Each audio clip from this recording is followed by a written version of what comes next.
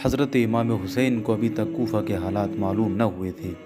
जब आप मकाम सालबा पहुँचे तो बकीर असदी के ज़रिए आपको मालूम हुआ कि मुस्लिम बिन अकील और हानिब बिन उरवा दोनों शहीद कर दिए गए हैं और उनकी लाशों के पाँव में रस्सियाँ बांधकर बाज़ारों में घसीटा गया है। इस दर्दनाक खबर को सुनकर आपने बार बार इन्ना लिल्लाहि व इन्ना इलैहि राजिऊन पढ़ा। फिर काफ़िला आगे बढ़ता रहा और अभी तक सब लोगों को मुस्लिम की शहादत की खबर न थी। जब आप मकाम ज़बाला में पहुँचे तो उसी जगह पर आपने पूरे काफ़िले वालों से फरमाया कि हमें दर्दनाक खबर मिली है, मुस्लिम बिन अकील शहीद कर दिए गए हैं और हमारी इताअत के दावेदारों ने हमें छोड़ दिया है। लिहाजा जो शख्स तुम में से वापस जाना चाहता है वो चला जाए, हमारी तरफ से उस पर कोई इल्ज़ाम नहीं। बहुत से अरब जो रास्ते में आपके साथ हो गए थे, इस ऐलान को सुनते ही तकरीबन सब दाएं बाएं रवाना हो गए और ज़्यादातर वही लोग बाकी रह गए जो मदीना तैयबा से आपके साथ आए थे। जब इमाम का काफ़िला कसर बनी मकातिल पहुंचा तो आपने वहीं क़याम फरमाया और आधी रात के बाद आपने अपने साथियों को फरमाया कि पानी भर लो और यहाँ से चलो। अभी थोड़ी देर चले थे कि ज़रा आँख लग गई, फिर चौंक गए और 3 बार इन्ना लिल्लाहि व इन्ना इलैहि राजिऊन पढ़ा। ये सुनकर आपके साहिबजादे हज़रत इमाम ज़ैनुल आबिदीन आपके करीब आए और अर्ज़ किया, अब्बा जान, इस वक्त ये कलिमात ज़ुबान पर कैसे जारी हुए? फरमाया, अभी मेरी आँख लग गई थी, मैंने देखा कि एक सवार कह रहा है कि ये लोग रास्ते पर चल रहे हैं और मौत इनकी तरफ बढ़ रही है। मैं समझता हूँ इस तरह हमको मौत की इत्तला दी जा रही है।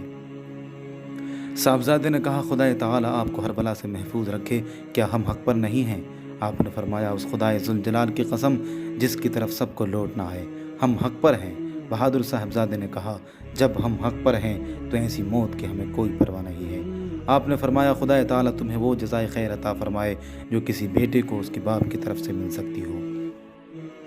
अभी आप थोड़ा सा चले थे कि हुर के सिपाहियों ने आकर आपको रोक दिया और कहा, बस यहीं उतर जाइए, फरात यहाँ से दूर नहीं है। आपने पूछा, इस जगह का नाम क्या है? तो लोगों ने कहा, इस जगह का नाम करबला है। इस लफ्ज़ को सुनते ही आप घोड़े से उतर पड़े और फरमाया, हादिही करबला मौज़िउ कुर्बि व बला व हादिही मनाख़ु रिकाबिना व महत्तु रिहालिना व मक़तलु रिजालिना। ये करबला है जो मकाम कुर्ब व बला है, यही हमारे ऊँटों के बैठने की जगह है, यहीं हमारे माल व असबाब उतरेंगे और इसी मकाम पर हमारे साथी कत्ल किए जाएंगे। ये मुहर्रम की 2 तारीख़ और जुमेरात का दिन था। हज़रत इमाम हुसैन ने इब्न साद को पैगाम भेजा कि आज रात हम तुमसे मिलना चाहते हैं। इब्न साद ने यह बात मान ली और रात के वक्त 20 सवारों के साथ दोनों लश्करों के दरमियान आया। आप भी 20 सवारों के साथ तशरीफ़ ले गए और फिर दोनों ने अपने अपने साथियों को अलहदा करके तन्हाई में देर तक गुफ्तगू करना शुरू कर दी। आखिर में हज़रत इमाम हुसैन ने फरमाया, मैं 3 बातें पेश करता हूँ, उनमें से तुम जिसे चाहो मेरे लिए मंजूर कर सकते हो। पहली ये कि मैं जहाँ से आया हूँ मुझे वापस वहीं जाने दो। दूसरी ये कि मुझे किसी सरहदी मकाम पर ले जाओ, मैं वहीं रहकर गुजारा कर लूँगा। तीसरी ये कि मुझको सीधा यजीद के पास दमिश्क ले जाओ और इत्मीनान के लिए तुम भी मेरे पीछे पीछे चल सकते हो। मैं यजीद के पास जाकर उससे बराह रास्त अपना मामला तय कर लूँगा, जैसे मेरे भाई हज़रत हसन ने अमीर मुआविया से तय किया था।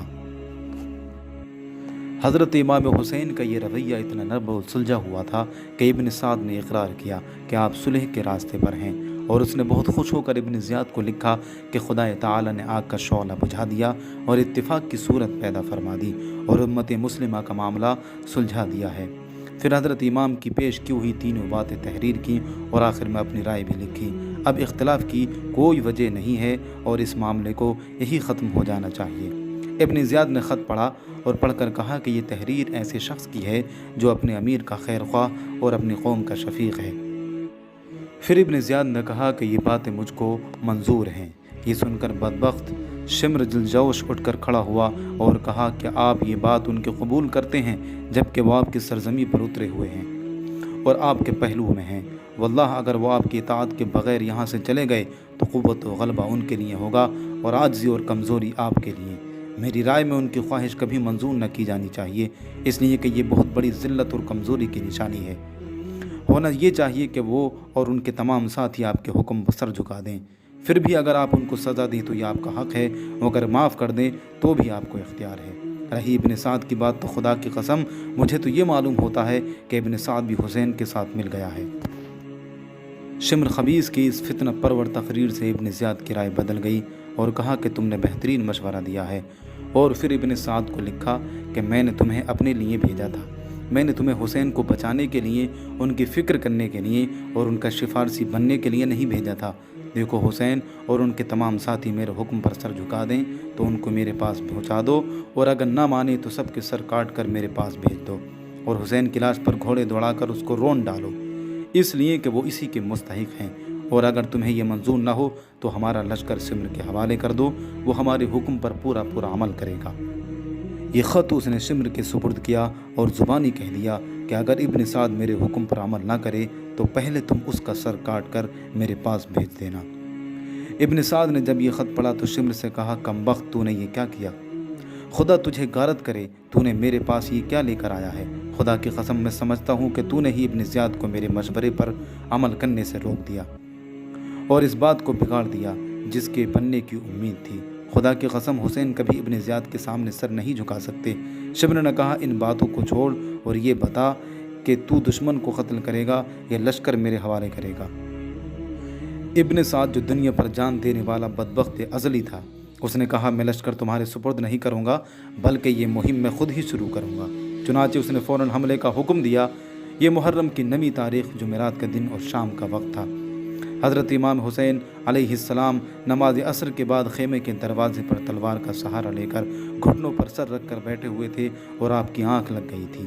फ़ौज के शोर गुल की आवाज़ सुनकर आपकी बहन हज़रत ज़ैनब पर्दे के पास आईं और आपको जगा कर कहा, देखिए, दुश्मन की फ़ौज की आवाज़ बहुत नज़दीक आ रही है। आपने सर उठाया और फरमाया, मैंने अभी रसूलुल्लाह सल्लल्लाहु अलैहि वसल्लम को ख्वाब में देखा तो हुजूर अनवर सल्लल्लाहु अलैहि वसल्लम ने मुझसे फरमाया, इन्नका तरूहु इलैना, तुम हमारे पास आने वाले हो।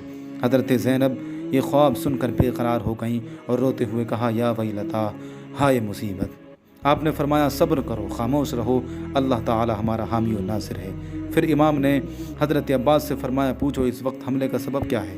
हज़रत अब्बास फ़ौज के सामने आए और पूछा तो जवाब मिला कि इब्न ज़ियाद का हुक्म है, आप लोग या तो उसकी इताअत करें या फिर लड़ने मरने के लिए तैयार हो जाएं। हज़रत अब्बास ने उनके जवाब से इमाम आली मकाम को आगाह किया।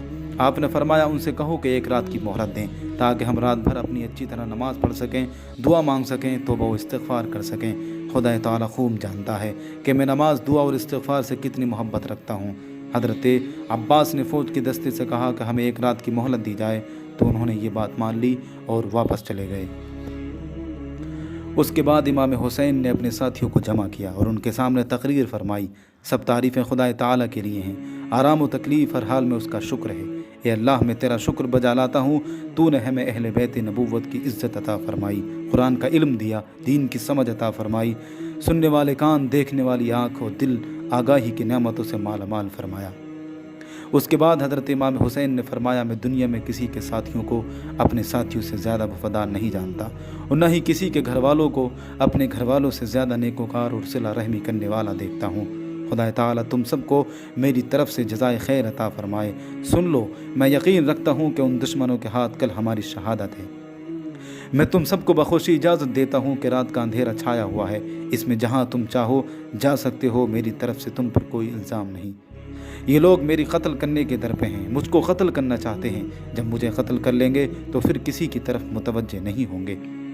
इमाम आली मकाम की ये तकरीर सुनकर सबसे पहले हज़रत अब्बास और फिर आपके दूसरे भाई, बेटे, भतीजे, भांजे सब बैक ज़ुबान होकर ये कहा, क्या हम इसलिए चले जाएं कि आपके बाद ज़िंदा रहें? खुदा हमें ऐसा बुरा दिन न दिखाए। इमाम ने पुकार कर कहा, ए औलाद अकील, मुस्लिम का कत्ल होना तुम्हारे लिए काफ़ी है, तुम चले जाओ, मैं इजाज़त देता हूँ। उन लोगों ने कहा, खुदा की कसम, ये हमसे हरगिज़ न होगा, बल्कि हम आपके साथ दुश्मन से मुकाबला करेंगे, यहाँ तक कि अपनी जान आप पर कुर्बान कर देंगे। खुदा ताला हमें वो ज़िंदगी न दे जो आपके बाद हो।